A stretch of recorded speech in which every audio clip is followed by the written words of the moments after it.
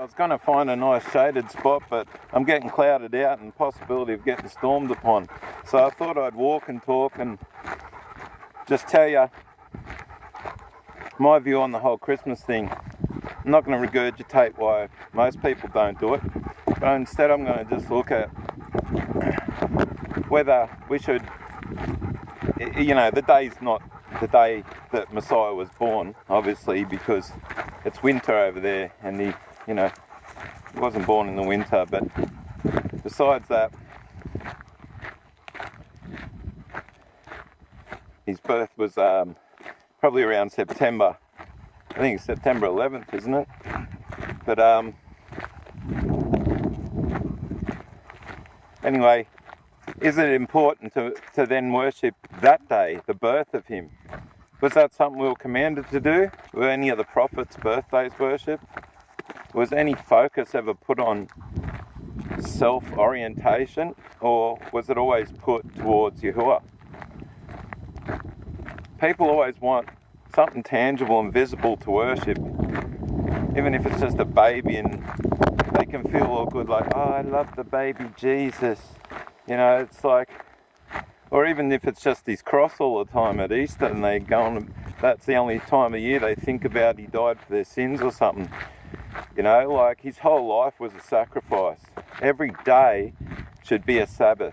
Every day should be a Christmas day.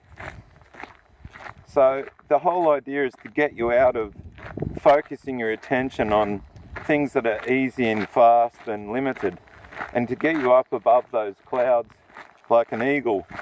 So nothing was ever supposed to be viewed, looked at, worshipped on earth, but we're always supposed to look up to our Father and cry out to him, hence the name Yahushua as his son's name, he who cries out to Yahuwah. So I'm going to leave you with this, because we should focus on him every day, and this is Isaiah 53, and I'll leave you with some views as I walk and read it. Who hath believed our report?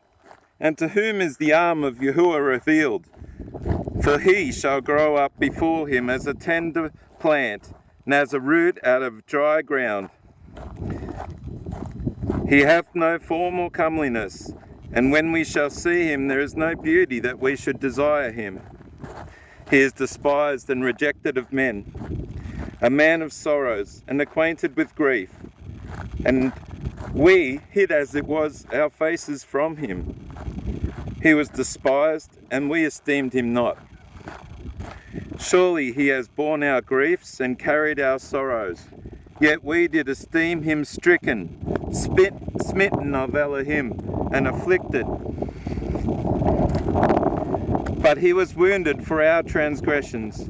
He was bruised for our iniquities. The chastisement of our peace was upon him, and with his stripes we are healed. All we like sheep have gone astray.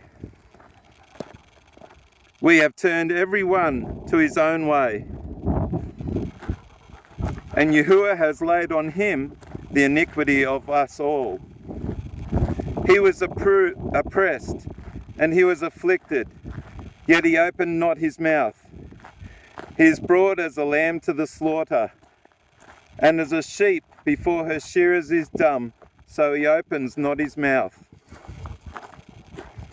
He was taken from prison and judgment, and who shall declare his generation?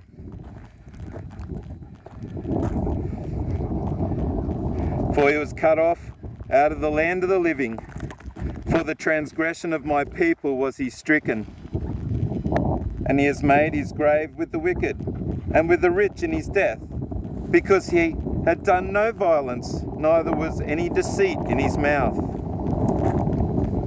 Yet it pleased Yahuwah to bruise him. He has put him to grief. When you shall make his soul an offering for sin, he shall see his seed and prolong his days. And the pleasure of Yahuwah shall prosper in his hand. He shall see of the travail of his soul and shall be satisfied. By his knowledge shall my righteous servant justify many, for he shall bear their iniquities. Therefore will I divide him a portion with the great, and he shall divide the spoil with the strong, because he has poured out his soul unto death, and he was numbered with the transgressors, and he bare the sin of many, and made intercession for the transgressors.